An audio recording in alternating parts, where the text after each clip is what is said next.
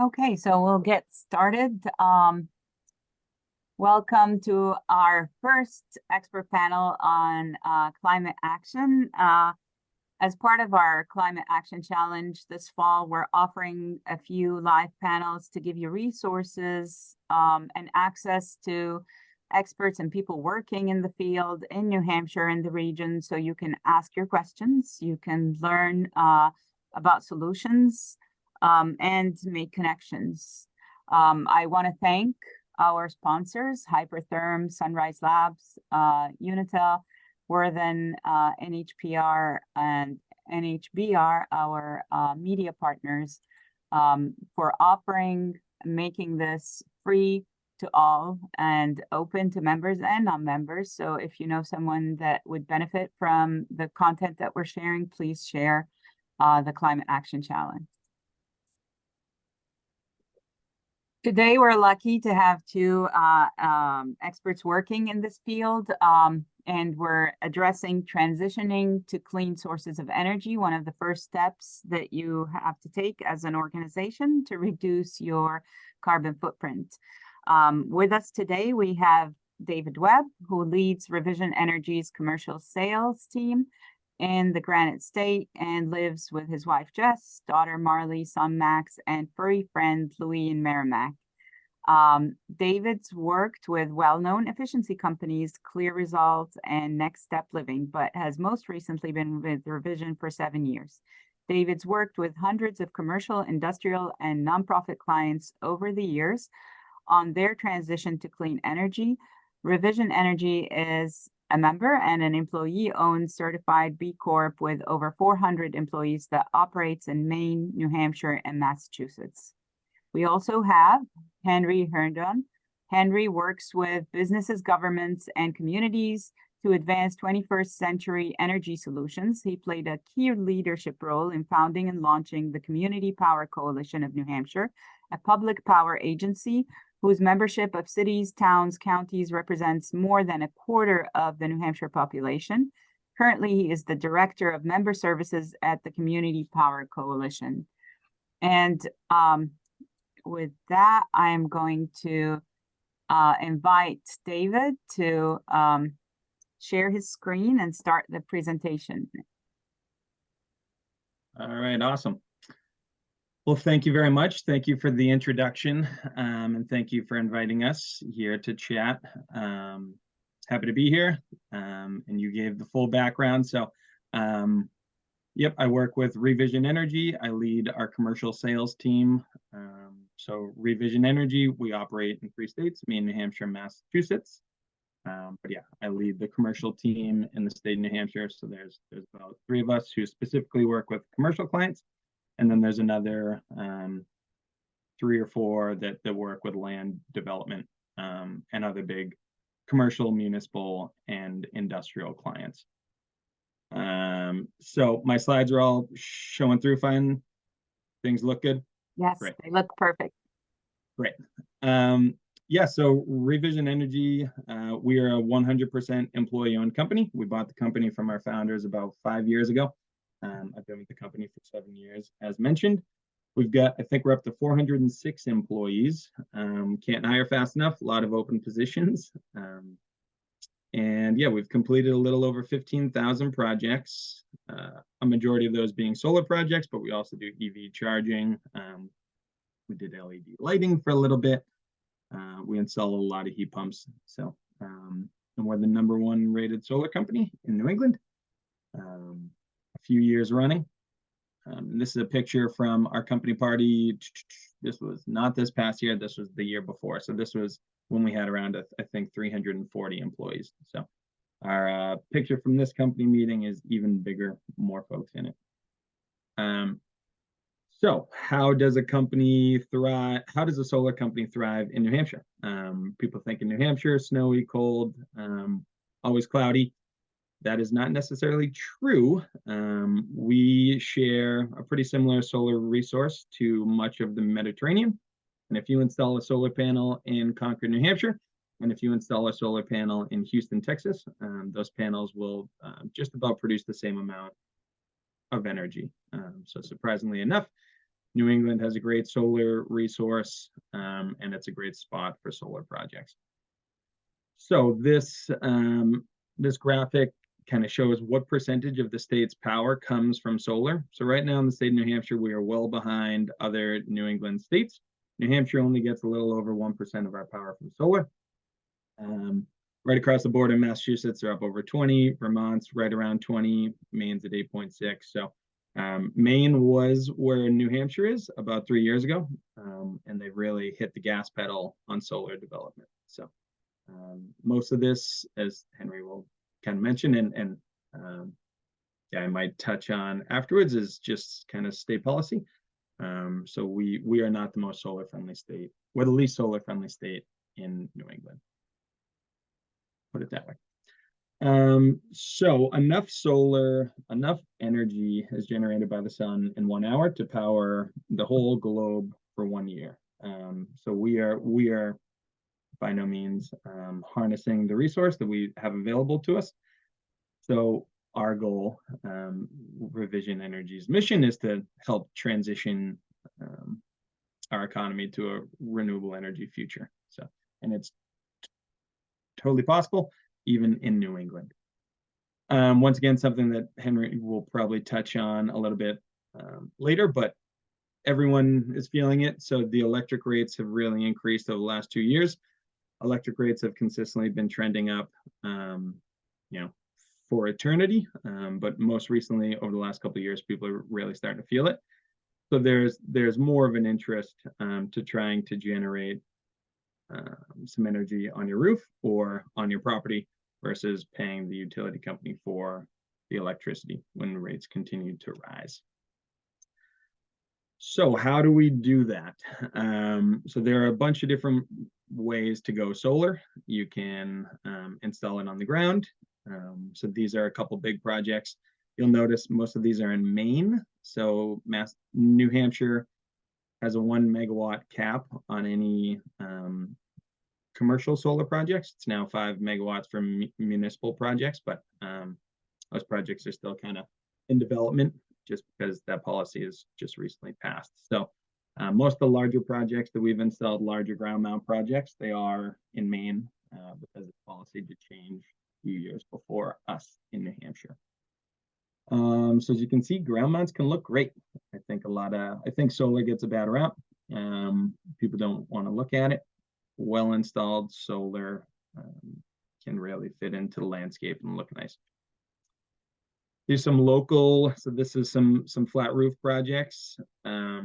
So rooftop solar is the most affordable way to go solar. If you've got a decent roof, if you have a wide open roof, whether that's pitched or flat roof, that's going to be the most cost-effective method to go solar. We've worked with a bunch of different partners in the state of New Hampshire. I'm unsure on the exact number of commercial clients, but I know that's more than a few hundred. So flat roof projects are great. The great thing about flat roof projects is we're not penetrating the actual roof surface. So we engineer the system to sit directly on top of that roof. So you're not turning the roof into Swiss cheese. We are engineering it to meet wind and snow loading requirements, which is great. So solar really aligns well with new construction. Most solar panels and materials that are included in a solar installation are warranted for around 25 years. So we want to see a roof life expectancy in line with the solar warranties. So therefore it works well for new construction. Here's some other commercial pitch roof projects. Goose Bay Lumber, Guilford Youth Center. Those projects are within the last couple of years. We've done a plethora of projects with Dartmouth College in the upper right, and Throwback Brewery. That's an older project, but still one of my favorite aerial images. I just think that old barn looks great, and solar on top is a really cool, mix of old architecture and some new with some solar. So as I said, we're always hiring. So workforce development, Revision's really focused on trying to replenish the electrical trades. So the electrical trade as a whole is aging out.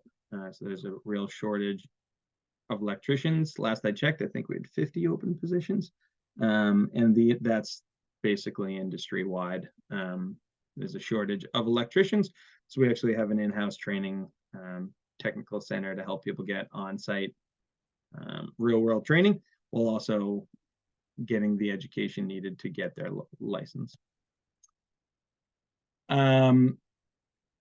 So how does solar make sense? How do these projects end up penciling? So the main lever that businesses have been using to justify solar projects is the investment tax credit. So the investment tax credit has been around for years.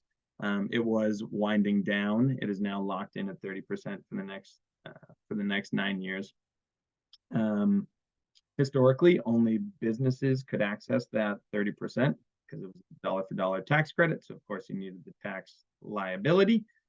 The Inflation Reduction Act made that 30% available to nonprofits as a direct payment. So now, instead of only businesses being able to take advantage of that, now nonprofits can actually qualify for that 30%. The nonprofit would still have to pay the full project cost, but they could expect a 30% of the total project cost coming back from the feds upon project completion.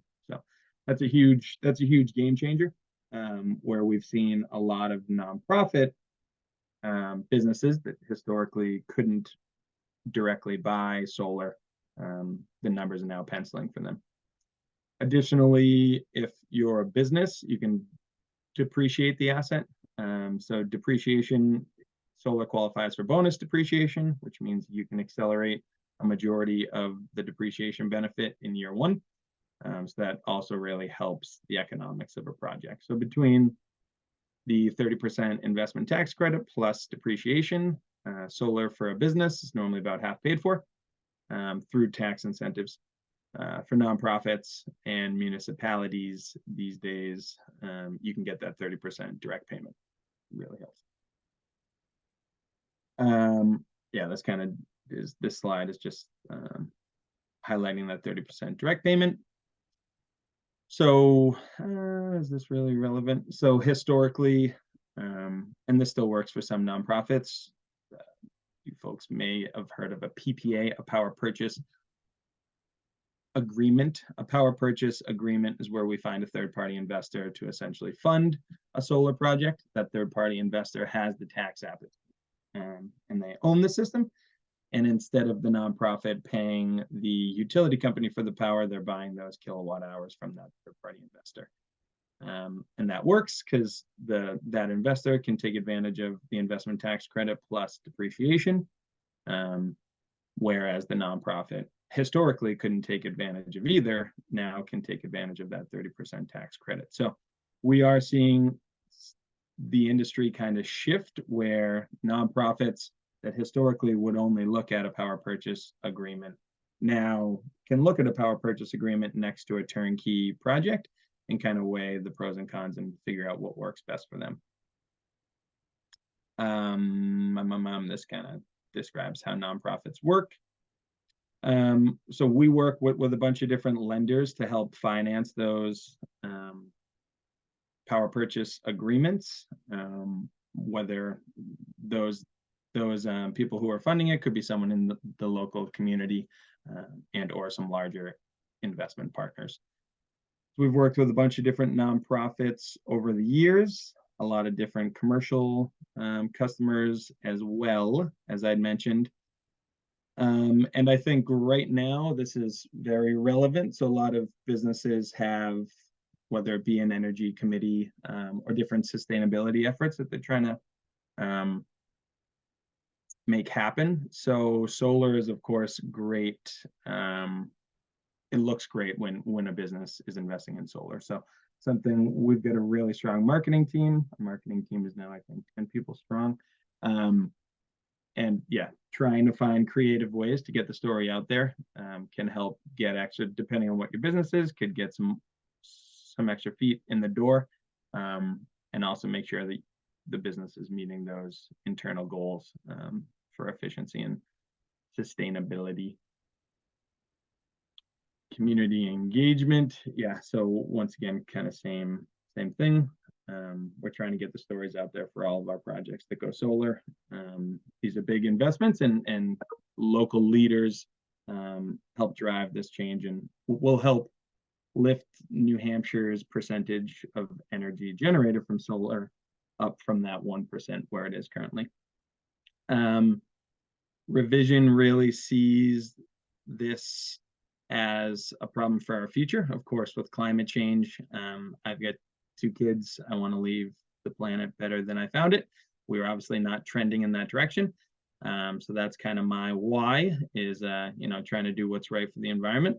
And Revision as a whole has really put a lot of focus on trying to educate and kind of get in front of kids and stuff while they're young. Building a lot of awareness around the trades. We have a pretty strong marketing pitch that electricians will help save the world. So trying to kind of change the stigma for the trades. And yeah, we actually have this cool little tiny classroom, Sunsquatch's tiny climate classroom. That's a tongue twister. That is a kind of efficiency building on wheels that we roll around to help kind of tell this story to the youth. So kind of blew through that, not at my full 20 minutes here, but happy to take any questions or suggestions if you guys want me to elaborate on anything. David, can you elaborate if the 30%, the new extension of the 30%, did it impact the ROI on these projects for businesses? And is it the same? What is the ROI for a company installing a solar? Yeah, sure. So for a business that has the tax appetite, that direct payment really didn't impact the return on investment, because they qualified for 30% before the Inflation Reduction Act as well. So yeah, standard return on investment for a business for a commercial project in the state of New Hampshire is between, say, 5 and 8 years. Like I said, rooftop solar is the most cost-effective way to go solar. So for most rooftop systems, we're seeing an ROI between, say, 5 and 7 years. And for ground-mounted arrays that are a little more expensive, that could push up by a year or 2. So say between 6 or 8 years. If you're a nonprofit without that tax liability, because you can't take advantage of depreciation, that'll slow that return down by 1 or 2 years. So for nonprofits, we see kind of between like a 9 and 10 year return on investment. And once again, most products are warranted for 25 years. So it is a long-term investment for sure. One thing that you had just I meant to mention earlier. So additionally, in the Inflation Reduction Act, a bunch of extra money got pumped into the USDA's REAP grant program. So what the REAP grant is Rural Energy for America program.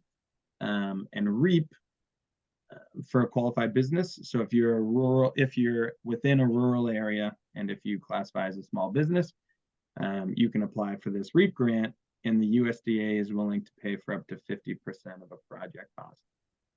So that's huge. So projects that we see that are applying for the REAP grant and getting awarded the REAP grant, the return on investment for that project could be as low as 2 or 3 years. Yeah, you can unmute and ask your question.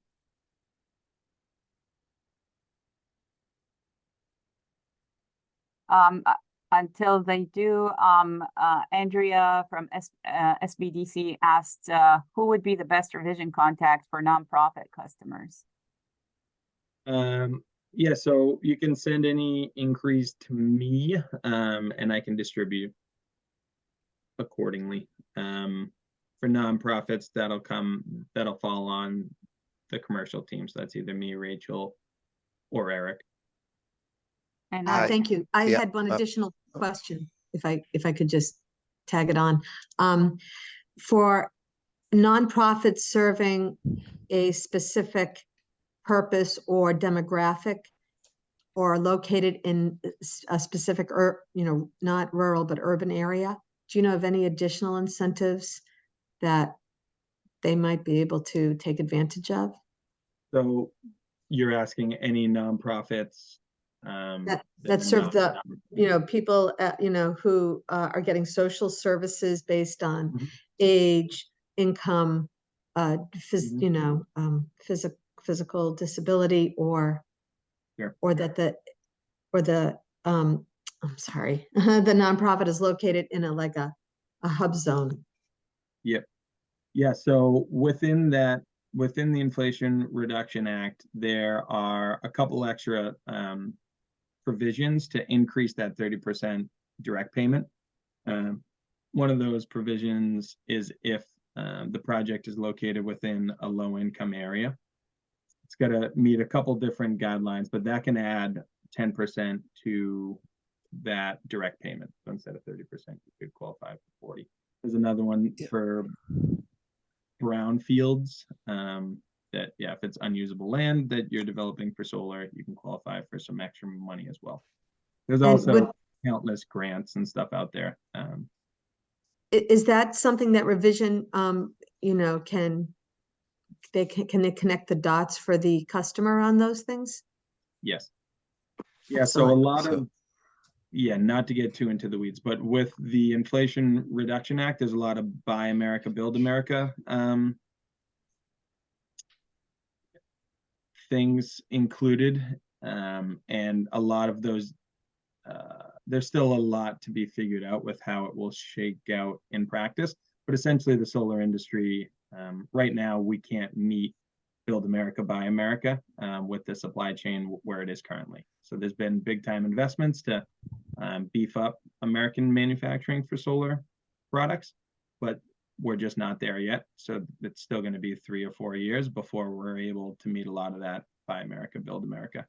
So yeah, there's some waivers and everything, but to get that extra money, you have to meet that requirement. But we're kind of figuring that out on the front end. So hi, David. Thank you. Can everyone hear me? I was Yes. trying to. All right. Yeah.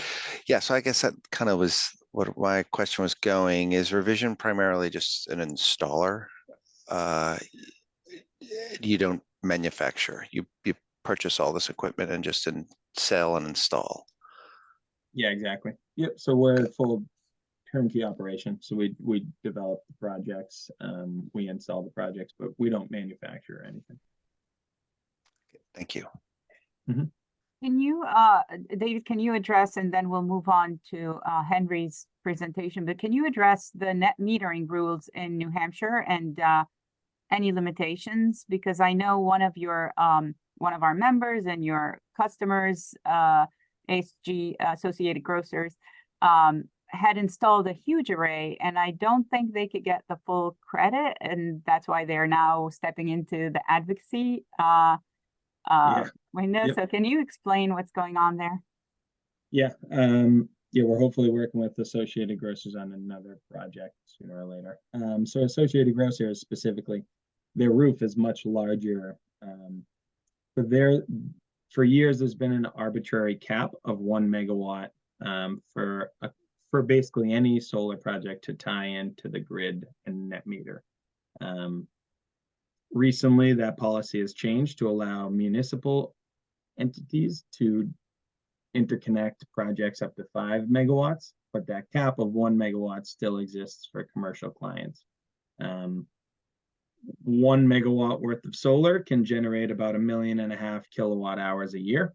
There are plenty of energy users in the state of New Hampshire that use well over 1.5 million kilowatt hours a year and have the potential for a solar project, that would produce more than that. Associated Grocers being one of them, where we could actually fit closer to 3 megawatts on that roof. They use around, I don't know how many million kilowatt hours a year, but more than 3 million. And so our hands were tied by state policy where we couldn't actually fill that roof with solar. We were limited to 1 megawatt in size. So that 1 megawatt cap still exists for commercial clients. We're trying to lift that to 5 megawatts, but we've gotten a bunch of pushback. And yeah, for municipal, it's 5 megawatts. Additionally, this gets a little into the weeds, but there are two different net metering policies. There's small customers and there are large customers. So any project that's over 100 kW, so basically over like 300-ish solar panels, and between 100 kW and 1 megawatt, that's considered a large customer. And that solar project, anything you sell to the grid, you're only getting the supply value. For things that are, for projects that are below 100 kW in size, the net metering policy is a little more friendly. And it's a monthly net metering policy, and you get more than just the supply value. So you get a little more value for any exported kilowatt hour as well. So these little nuances to net metering policy are kind of the reasons why we're at 1.3% solar versus our neighbor. Yeah. Thank you very much, David. And we'll take more questions at the end, but I want to allow the time for Henry to give his presentation. So I'll welcome Henry on now and ask you to share the screen if you have any.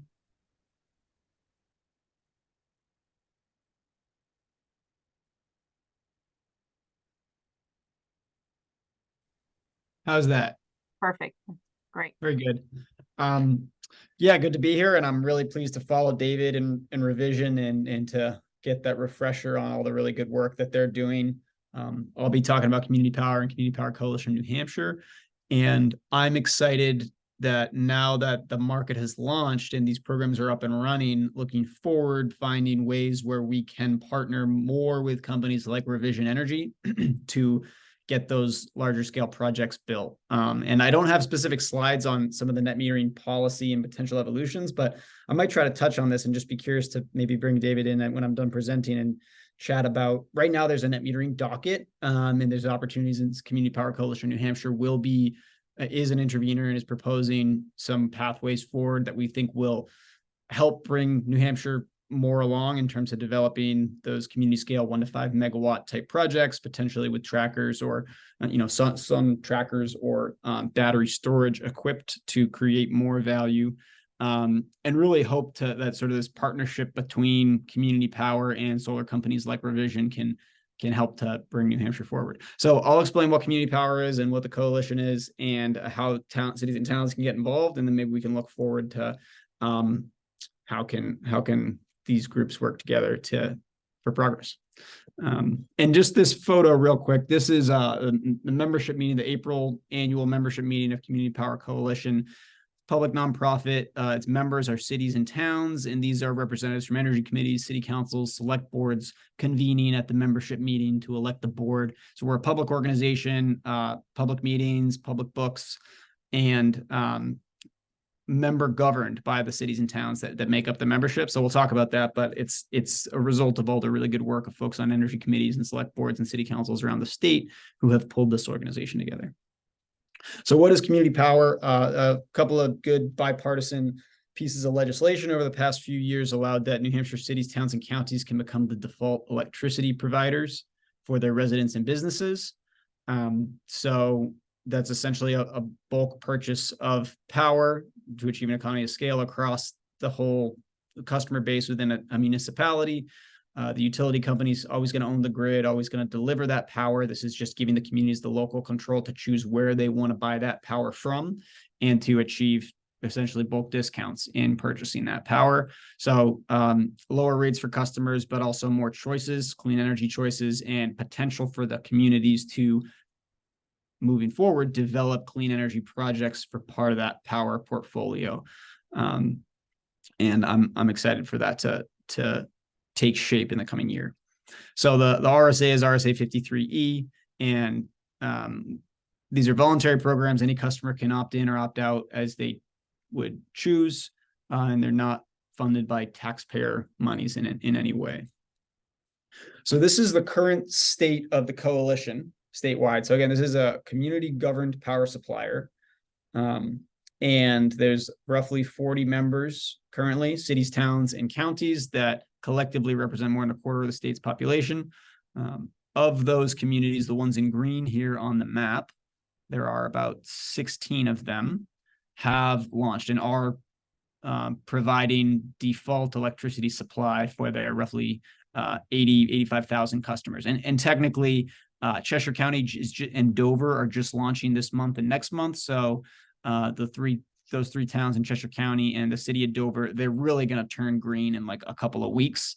But anyway, the point being, the green communities, they are currently supplying lower cost community power supply to all of their residents and businesses on a default basis, and also offering more clean energy options to those customers. Some of those towns, Hanover, Peterborough, Plainfield, have increased the default electricity renewable content by 10%. So they're 10% above state minimum renewable portfolio standards. So there's, immediate effect of increasing the amount of renewable energy in those towns that have chosen that to be the default that all customers are receiving. And then again, any customer can choose the lower renewable option or the 100% renewable option. But anyway, so over the coming months, really, these communities in red and blue they're in the process of either having approved their programs locally or in the planning phase. So they'll be bringing their programs online within the next 8 to 12 months. And there are many more communities all across the state that are starting to get on board with this. And we'll talk about the process as well. This is just showing some of the communities that have launched and soon to launch and sort of their own customization of their own community touch on their logos. But there's a really great diversity of cities and towns from all across the state. And maybe you live in some of these towns, I'm not sure. So in terms of rates, again, we're talking about on your electric bill, there's the delivery portion that pays for Eversource or your utilities, poles and wires, and then there's the supply portion of the bill. We're only talking about the supply portion here. But currently the coalition has a 10.9 cent supply rate per kilowatt hour relative to Eversource's 12.5 cent rate. So it's considerable savings. And it was, we launched when Eversource, and Dave mentioned this, but was up at 20 cent rates, which was unprecedented. And we were able to come in and cut that rate by about 5 cents, 4 or 5 cents during that period. So considerable savings there. And it's in the tens of millions of dollars over the first year of servicing these initial 85,000 customers. Just a couple of notes, there's a customer service contact center. Any customer can call the phone number or email address, go to the website and opt in or out or choose their power option. But we found very small numbers of customers opting out. So it's just a few hundred, less than 1% of all the customers have chosen to go somewhere else. And I think it's because currently this supply rate is one of the lowest available, if not the lowest, and certainly considerably lower than the Eversource rate. Utility rates change every 6 months for supply, and the coalition is sort of following that schedule so we can maintain discounts as utility rates go up and down on the supply side. And then I talked about the menu a little bit, but in addition to this here, Granite Basic, which most communities have as their default option, any customer can choose to buy a Granite Plus, Clean 50, Clean 100 renewable energy option. And actually 3 out of the 4 of these, including the 50% renewable option, is more affordable than Eversource's current default rates. The other thing I want to touch on is sort of what is in a rate. So part of the mission of the coalition is to lend transparency and accountability to the power sector and give communities really local control to understand how it works, take an active role in it, take a leadership role, and use that to achieve their energy goals. So when we talk about this 10.9 cent rate, if you're buying from Eversource or a supplier, that just looks like one thing that you're buying. But we sort of unpack that and make it transparent to the communities and to the customers. So most of that rate is going to the actual cost of electricity from the ISO New England power markets.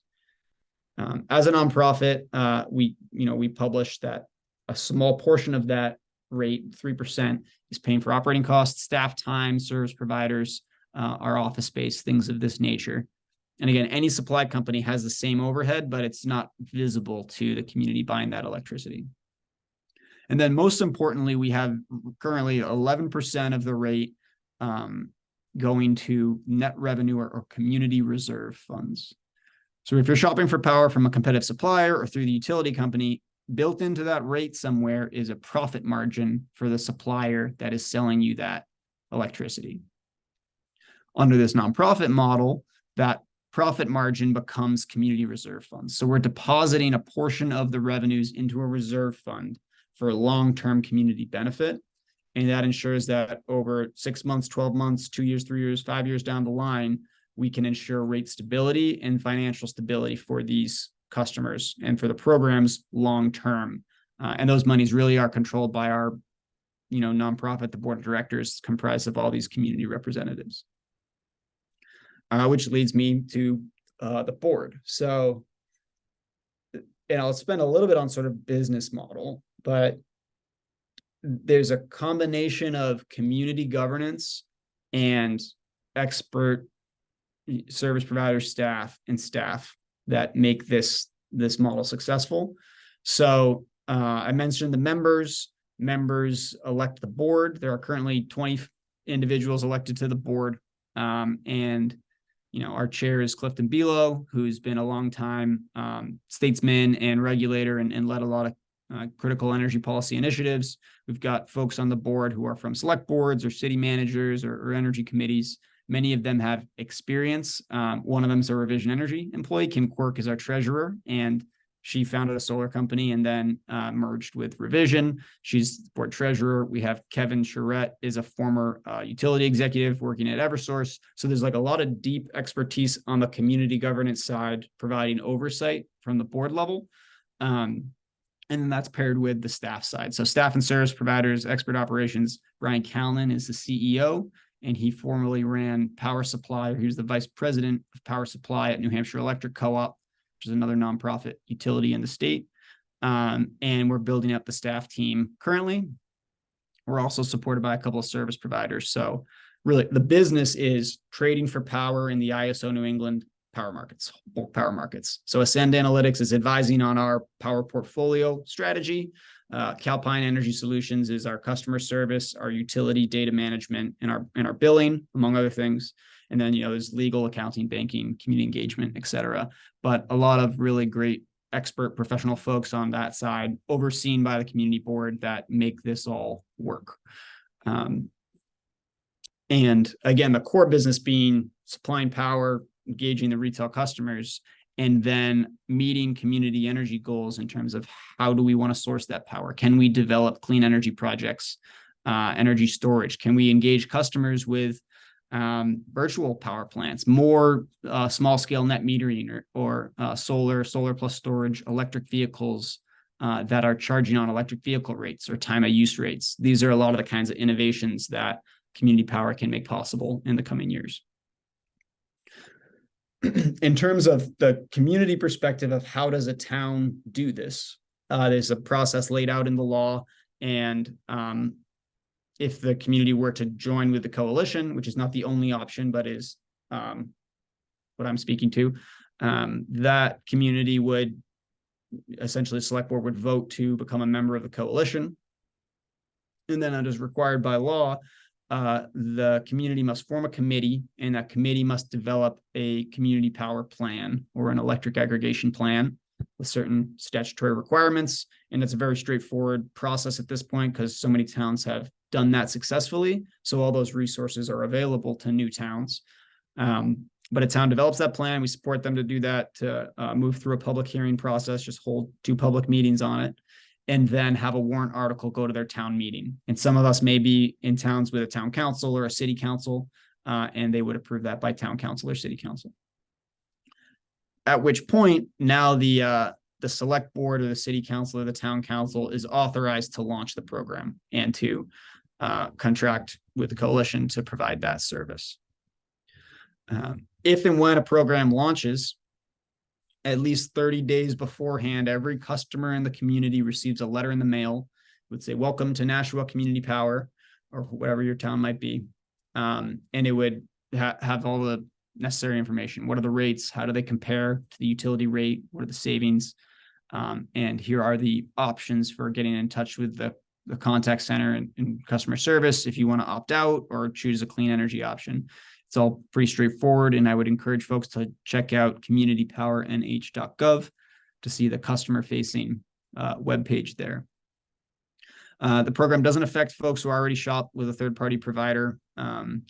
And I mentioned this, but obviously the utility company is always going to own the grid. They're going to deliver the power. And in most cases, they'll send the bill. And there would just be a new sort of supply line item on the bill that says, let's say Atkinson Community Power. And then customers are free to opt in or opt out over time with no fee or charge or anything like that. So I'll sort of summarize. These are just some of my takeaways before we get into the discussion. I think, obviously everybody's excited about saving money for the customers, and that's a driver, and then expanding choice for the customers if they want to choose a clean energy option. I think the accountability and transparency and sort of the capacity building that the coalition brings is going to be really important to further empower community leadership. We saw the Dover High School has got the largest solar array in the state. So cities and towns have been really strong leaders in doing clean energy projects for the municipal facilities. And it's just sort of a natural evolution to have cities and towns be able to do community power and expand those kinds of projects so they're actually serving the broader community. And that's what community power realizes. And I think particularly in this coalition model where the revenue and the net revenue, the financial reserves are controlled by the communities through this nonprofit will really empower that. So projects, currently we're hiring for a director of load and power resources.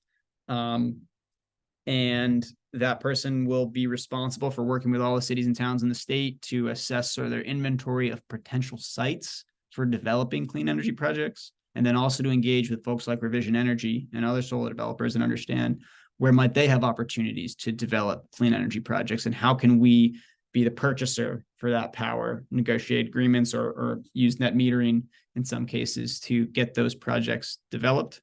And, I think the most obvious type of project is like, let's put a solar array in the ground, and that's critical and that's really important. We're also very excited about the possibility of more customer-centric, consumer-centric programs, time of use rates, distributed solar or storage or electric vehicles. Like we can leverage all of these customers and their resources so they can save money, they can adopt new technology. And now we have this sort of virtual power plant where let's just dispatch 100 or 1,000 or 10,000 batteries to customer homes and not rely on the coal plant peaker. So there are ways to achieve that through improvements in the rates and through policy advocacy. So giving these collective cities and towns a voice at the legislature, a voice at the Public Utility Commission to get rid of some of these regulatory barriers. And that sort of brings me full circle to this net metering question. We have net metering. It's, according to the folks in the solar industry, it's inferior to some of the other states. We think there's an opportunity through this current net metering docket to expand opportunities for net metering and to do so particularly so now we have dispatchable solar, right? What if we had solar paired with storage to put power on the grid at times of peak load, at times of peak cost, and be compensated and rewarded for that critical service, reducing wholesale costs, capacity costs, transmission costs. So this is some of what the coalition will be advocating for on behalf of all the member communities moving forward to try to really expand these options where they actually are the most cost-effective option if sort of given a chance to compete fairly and be rewarded for their full value that they provide. So anyway, with that, I'll wrap up. I'm happy to have questions and discussions and glad to have this paired with somebody who, I've kind of gotten pulled into this power market financials abstract side of things. And it's nice to have the folks from Revision who are just, doing the good work of actually putting new generators out there for homes, businesses, nonprofits, and looking forward to maybe more partnerships moving forward where we can combine these two areas of expertise. Henry, can you address for small and medium businesses that are unable to install because they don't have rooftops or space, how can they join community power? And are there rules for businesses specifically, like a cap on the size or something? How do you deal with businesses as opposed to residential? Yeah, that's a great question. So we serve the mid-sized commercial customers, and in Eversource, I think it's a GV rate. And so small customers get the same rate that the residential customers get, a fixed 6-month rate. Some of the medium-sized customers have from the utility a monthly variable rate that changes on a monthly basis. And the coalition offers a monthly variable rate that sort of follows a discount to the utility rate. So it is a cost savings for them. And then over time, I'm really glad you asked this question. Part of what we will be developing are more rates and products for medium or large commercial customers. You could, lock in a 3-year contract if some customers wanted to do that, or there's more real-time pricing contracts on the other side of things. So these we're sort of in process of developing more optional rates for those customers. The last thing I'll say is right now, just the way the legislation works, we can only serve customers in a town that has adopted community power. So a business must be in a town that is one of our members that has gone through the process.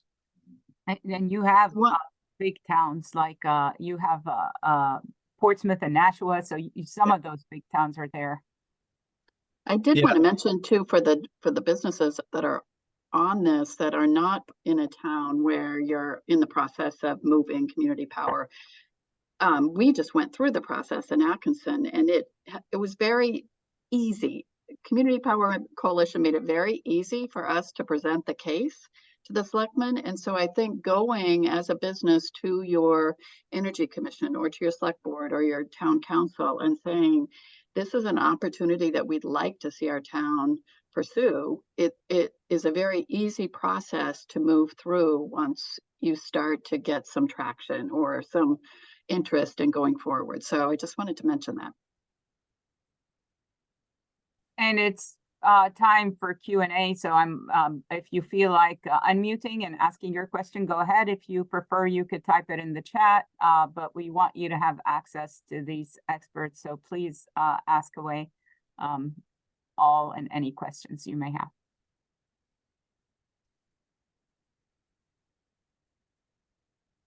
And we have been updating, I think Michelle can address this, but we have been updating our clean energy principles with sign-ons. So we hope to push further for advocacy to make New Hampshire not be the donut hole that it is when it comes to regulation. Yeah, you all will see it very shortly, especially if you were a signer to the original principles. But we are coming out with a new version, really trying to push climate action more aggressively within policy. And I know Andrea really cares about her small businesses. And what is the first step for a business to tap community power rates? I'd say talk to your select board about getting a program going for the community. And if you're in a community that has it, then you can contact customer service. You can reach out to us. We want to hear from you. We're sort of building up our key accounts capacity. But definitely talking to the town leaders about how easy this is and how they can easily create this benefit for everyone in town. Is there a number? One of your slides had the number for customer service that we could share. We could probably share the slides with attendees. But there's the info@communitypowernh.gov or the 1-800 number. Right. And that's really primarily for customers that are in the communities that we are currently serving, these green communities. But also you can get in touch with me anytime if you want to help understand what's the right way to approach your select board. I'd be happy to connect. Dover is green and it's launched. And if you live in an apartment in Dover, how can you opt in? You just visit communitypowernh.gov and then you click on the Dover button. All you need is your utility account number, which is on your electric bill. So you can go to that website and you can type in your account number and you can opt into whichever option you want that's shown here. Can you go back to that contact screen? I think they would like to write down some contact information. And Henry, I'll play devil's advocate here. So can I take advantage of both? So if I live in Nashua, if my business is in Nashua, can I have rooftop solar and net meter and also take advantage of community power? Yeah, thanks for asking that. So technically you can, we have a roadblock from the utilities on doing net metering properly at present. So you can think of the net meter customer, they're a little power plant in the town supplying power to Nashua Community Power. And they are offsetting or alleviating power that otherwise we'd have to buy in the wholesale market. So we want to serve those customers. Many of the people on our board are those customers. What we need is to know how much on a monthly basis net export do they have? Are they putting extra power on the grid? So then we can give them the credit for that extra power that they're providing to the portfolio. The utility company, Eversource, hasn't been able to share the monthly net export data from net meter customers. So we can't properly credit them. So we can't properly enroll them right now. So we sort of counsel each customer individually. If you are consuming more than you're producing, then go ahead and enroll. You'll get the lower rate. It'll be a benefit. But if you're consistently putting extra power on the grid, you're going to lose that credit right now until the time that utility gives us the data. So we're not enrolling those customers. We have a regulatory process. We're going to get this resolved. We're going to get the monthly net export data, and we're going to serve all these net meter customers. It's just a question of timing for the regulatory solution. Thank you for answering that. Which is the same situation if someone historically was on third-party supply. We run up against that exact same issue. Mm-hmm.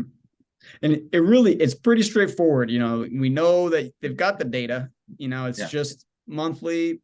How much extra? What's the negative usage, basically? Yep. So we just need to get a system in place to have that on an ongoing basis. So really, I'm hearing a repeated message in New Hampshire of the technologies there, the solutions there, and the policy standing in the way sometimes. And a good climate action for change makers would be to advocate for better policy, right? Yeah. Yeah. Any other questions while we have them here? Any questions about solar or